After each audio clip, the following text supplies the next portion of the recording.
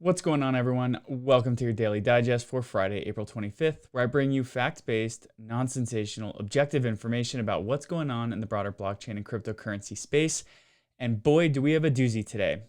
So happy Friday, let's kick this off. The Federal Reserve is retracting guidance that discourages banks from engaging in crypto and stablecoin activities that were previously discouraged from allowing banks to participate in.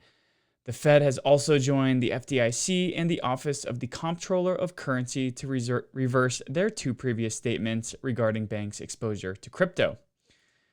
The House is preparing a second stab at its crypto market bill,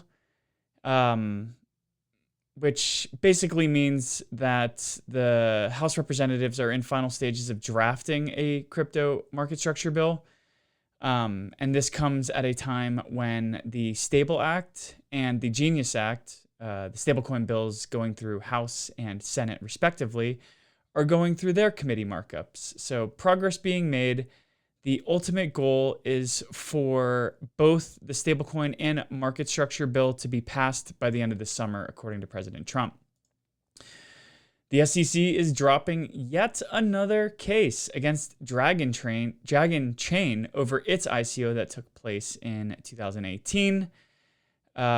This is just another long list. Sorry, it took place in August of 2017. This is just another long list in projects that are having their litigation dropped by the SEC. And of course, as we can see here, token price responded favorably to that news. In ETF news, Bitwise has filed to launch a near ETF in Delaware as we start to see more and more pro-crypto legislation coming out of the administration. However, the SEC has also delayed its decisions on Polkadot and Hedera's ETFs, and those will be delayed until June 11th. The commission finds it appropriate to designate a longer period within which to take action on the proposed rule change, which basically means that new ETFs are being submitted, but the SEC is not rushing into approving them. And this was a nice article that came out of Cointelegraph, where it states the sentiment of Bitcoin ETFs is rewiring market structure.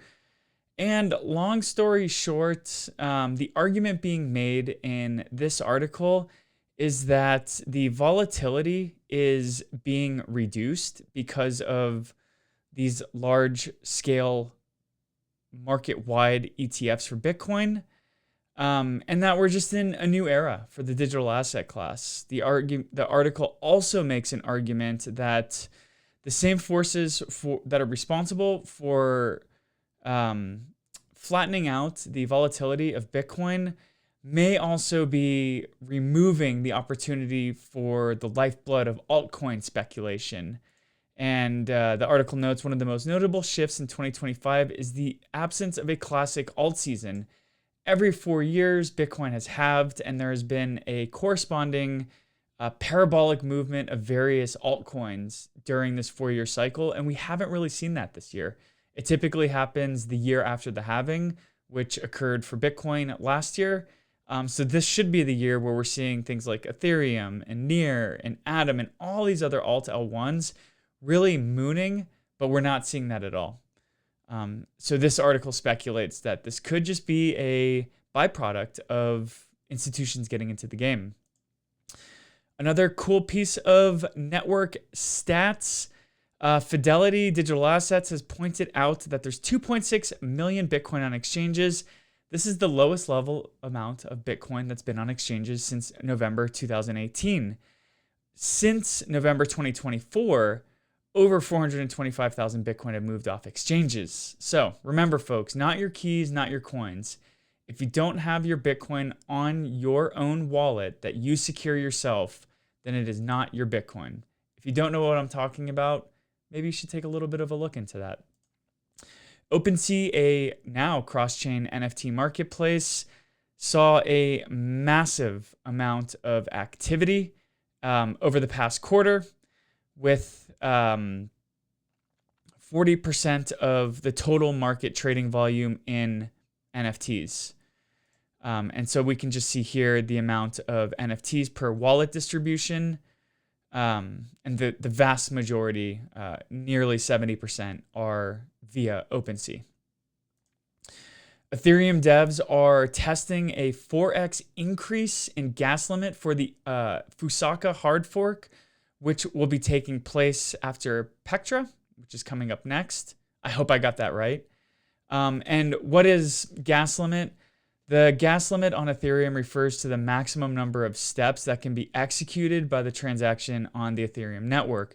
Currently, that's at 20 million.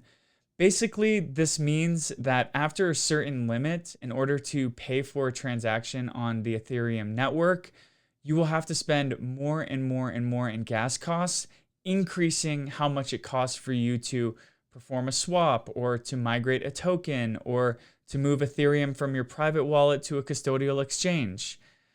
This also has implications on how much it costs for a project smart contract to operate on top of the network. So really what this is supposed to do by increasing the gas limit is allowing the Ethereum layer 1 to scale more and to reduce congestion during times when a lot of people want to be using the Ethereum network, which historically has jacked transaction fees up to $10, $20, $40, $100, sometimes even $200, depending on what you're trying to do. Additionally, Ethereum saw the largest single day inflow in a long friggin' time, with 449,000 Ethereum in accumulation addresses over the past 10 days. Ethereum inflows into accumulation addresses reached their highest level since 2018. It has been since 2018 that wallets cumulatively got access to 449,000 Ethereum. So this is a nice little market on-chain piece of activity to see. And just to note that 449K had an average valued price of $1,750. So yeah, congratulations to the Ethereum network. That was the most significant single day inflow in Ethereum's history. Now, to wrap up with some fun city and state-based news, we'll start with the negative. A city in Arkansas has once again rejected a crypto mining proposal. In Valonia, Arkansas, the residents and the planning commission unanimously rejected a proposal to establish a mining facility within city limits following staunch community pushback. This is not the first time that the city has pushed back on launching a Bitcoin mining operation. In 2023, there was also a denial from Velo AR that wanted to build. And this also followed another strong year of opposition from Valonia residents. That being said, in 2024, the Arkansas State House passed 2 bills to also restrict cryptocurrency mining within the state. A fun little headline in here that I'm having a hard time finding right now, and I don't want to spend too much time digging into. But the residents called themselves a natural state and not a Bitcoin state. Slovenia's capital of Ljubljana has ranked as the world's most crypto-friendly city. What does that mean? Well, the reviewers took a look at regulations, tax environments, lifestyle factors, and digital and crypto infrastructure, and rated the top 20 cities, including Ljubljana, Hong Kong, Zurich, Singapore, and Abu Dhabi as the top 5. Only one U.S. city, Madison, Wisconsin. Shout out to them. I did not know that they were even that crypto-friendly. But some other evaluations included city licensing frameworks, capital gains tax rates, GDP per capita, housing affordability, and internet speeds. And lastly, an Italian town of Fornelli in the Molise region of Italy will be dedicating a monument to the pseudonymous founder of Bitcoin, Satoshi Nakamoto. The town states that they added to the monument because of all the new ideas that come from their young people. So A lot of news, a lot of fun things, a lot of okay things happening across the crypto space over the past 24 hours. If you appreciated this video, please don't hesitate to give me a heart, to slap me a follow on Twitter or YouTube, and to subscribe to our subreddit, our Smart Economy podcast, where you can keep up to date with all of our daily digest videos, our bi-monthly podcast episodes, and our weekly Twitter spaces. Have a safe and fun and awesome weekend. I might not be catching you as much next week because I'll be in Dubai for Token 2049, but we'll see what we can do. Cheers.